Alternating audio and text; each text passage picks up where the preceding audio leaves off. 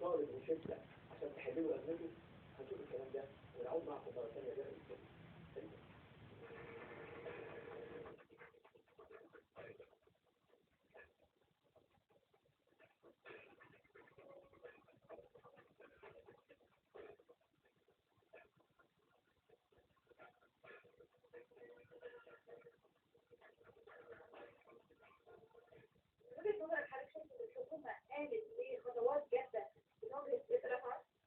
لسه والله قوي النهارده في الاخبار لان الشهر الجاي هننتبهوا من وزاره التموين بالنسبه لزكاه الاسعار دي بالنسبه للحوم والزواجل والحاجات دي. لا بصراحة لأنها بقى فيها غير لأنها زي هم عملوا اللحوم ونزلوها في العربيات والكلام دلوقتي المجزرين نفسهم بقوا بيجيبوها ما تعرفيهاش من كيف على هو يبيع لك هم يعملوا كده مع الناس السورية أساس اللي هم الجزارين اللي بيبيعوا اللحمة أساسا هم اللي يخفضوا لهم هم يتعاملوا معانا إحنا حلو لكن أنت دلوقتي بتتعاملي معانا إحنا أنا أكل أي لحمة.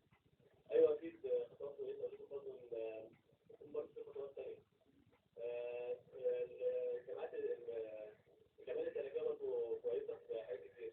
لازم توفر لها برضه حاجات كتير. لا بصراحة أنا من رأيي لا لأن برضه لسه في ناس الأسعار طبعا عالية جدا في ناس بتقدر مش مقدرة تشتري حاجات معينة زي ظاهرة اللحمة لما كانت الأسعار عالية وبتاع يعني كان في برضه فيها صغيرة مضطر إن هم عملوا حاجة برضه. لا هو اتفق الاسعار عليه على كلام احمد ما فرقتش عن الناس الكبار دول لما حصلوا اتباعوا احنا بنتبع شاي وسكر وكل حاجه باتفاق. الحاجات دي بتاعت الوقت اللي هاد ما ينفعش توصلها له لازم تنزل من فوق ما تعليش من تحت. السكر اللي عندك طبعا الفايده دي خلاص اتاكل طبعا مفيش طبعا متوسطه خالص. يعني مش ملموسة قوي إلى حد ما يعني مثلا الموضوع اللي هو الموضوع الجديد بتاع الحاجة ب 30 جنيه دي برضه يعني أنا ما أعتقدش إن هي تبقى لأربع أفراد ومش هتكفي يعني مثلا مش شايفة إن هي تكفي يعني لو كفت اتنين يبقى حلو لا إلى حد ما مش قوي يعني هو ممكن موضوع التموين والعيش هو ده اللي فعال إلى حد ما لكن الأسعار لا مفيش أي تفاصيل الأسعار هم مش قادرين إن هم يحكموا التجار مفيش استراتيجية محددة إن هم يتبعوها عشان خاطر يحدوا من الأسعار وده مش هيحصل غير لما أنت تسيطر على التجار أو تحقق لهم مصالحهم يبقى في مصالح متبادلة ما بين التجار وما بين الدولة فده هو اللي هيحقق لحد ما إن الأسعار تبقى يعني تبقاش غالية يعني.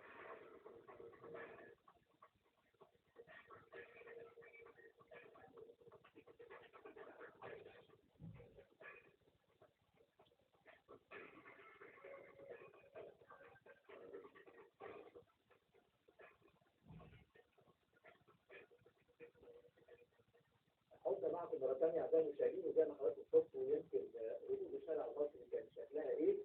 بس قبل ما هنتكلم مع الدكتور محمد أبو فتوح نعمة الله ونسمع باسم الدكتور ناصر جمال. دكتور إيه رأيك في نقيب؟ طبعا احنا كنا بنتكلم عن تدخل الدوله واحنا في الادارات مطروح واعترضنا على تدخل الدوله كمنتج وكبائع لانها غير قادره على العمل في الاسواق بالمرونه الكافيه. تعليقا على يعني اراء الساده الكريمين انا شخصيا يعني دوري الاقتصادي حسيت ان انا يعني اطلع على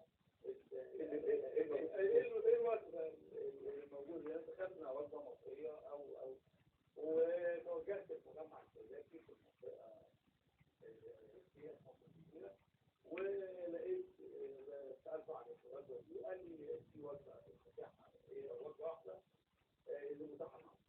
قلت له اسمعني يعني ايه الوجبه عشان نعرف ايه نشوف نقيم هل هي 30 جنيه يعني مناسبه او غير. فوجدت ان هي عباره عن 3 كيلو وكيس فول كيلو فول بالتجميد وعلبه سمنه. هي دي التحديد يعني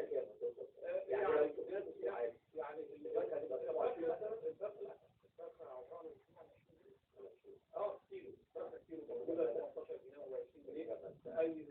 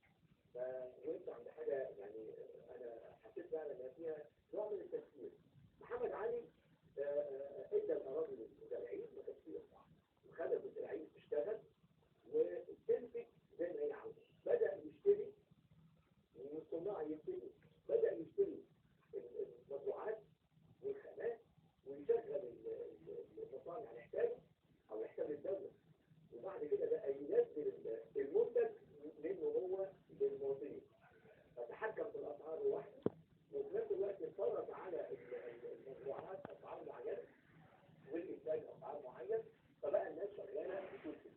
وده كان تأثيره كبير جدا على الجيش، لأن كان الجيش بيحتاج دعم من الغذاء والعملية. لكن المشكلة اللي عمل اضطراب السوق هو وجود المستثمرين الأجانب اللي هم كانوا بيجيبوا منتجات مختلفة وكثير، فكان محتكر الموضوع. لكن تدخل أصحاب النفوذ البعض منهم اللي كان بيخش في السوق هو ده اللي كان بيعمل أثر سلبي على السوق.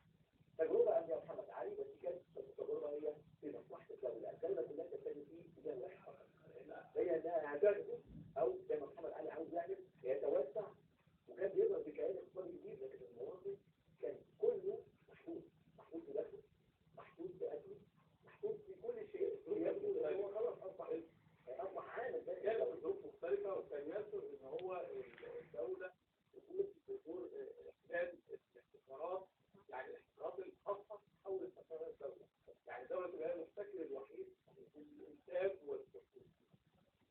دكتور محمد عبد الفتوح عفوا عبد الله، نحن الجانب الخاص بوضع حلول وعلاجات لهذه كده.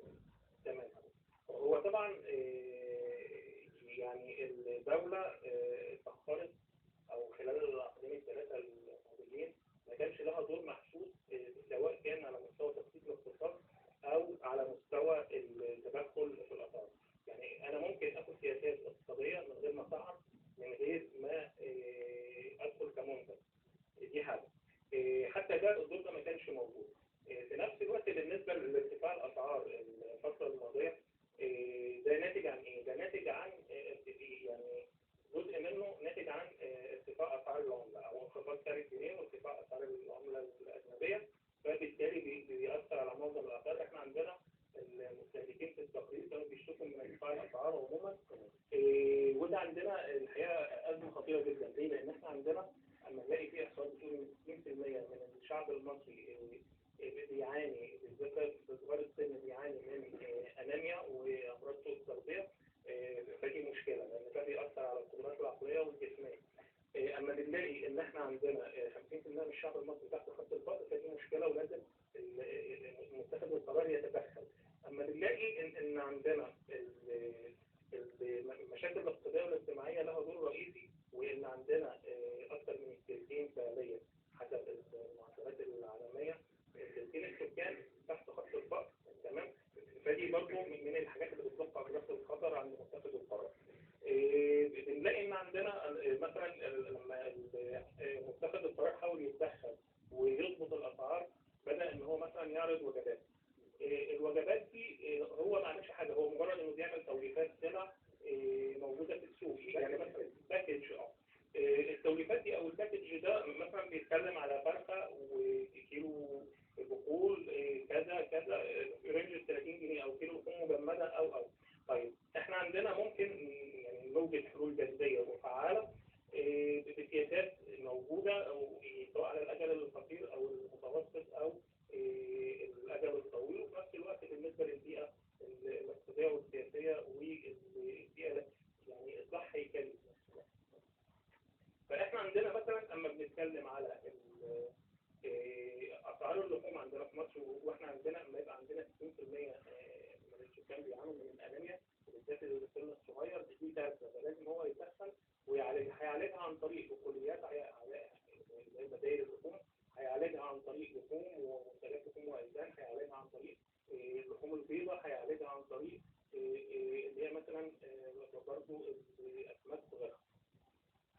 احنا عندنا الحاجات دي علشان يعالجها في مصر لجأ ان هو اخذ توليفات من السوق، في حين ان هو فعلا لازم ياخد سياسات فعليه. ياخد سياسات فعليه بمعنى ايه؟ يعني انا عندي السلع الغذائيه وانا عندي البلد بتعاني من فقر، عندي البلد بتعاني، عندنا مشاكل بطاله وانخفاض اسعار او انخفاض مستويات الدخول وغيرها. ليه ما يبتديش يدخل يدعم السلع الغذائيه؟ مش دعم مباشر، هو مجرد ان هو مثلا يحط يقول يعني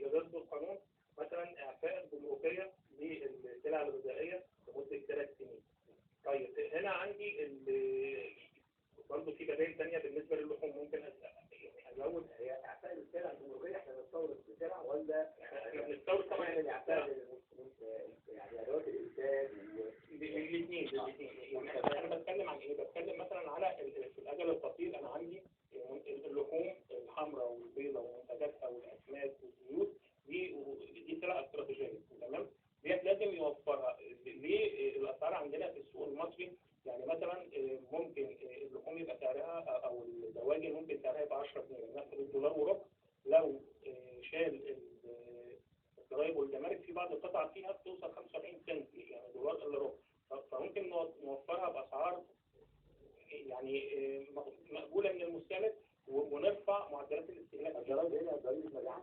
لا، هي في 5% ضريبه جمركيه وفي ضريبه مبيعات موجوده على بعض السلع المصنعه، وفي نفس الوقت الجمارك والرسوم وكذا. ده لو اتشال بصفه مؤقته هيخفض. ما في بقى هنا الاجراء الفعال كمان.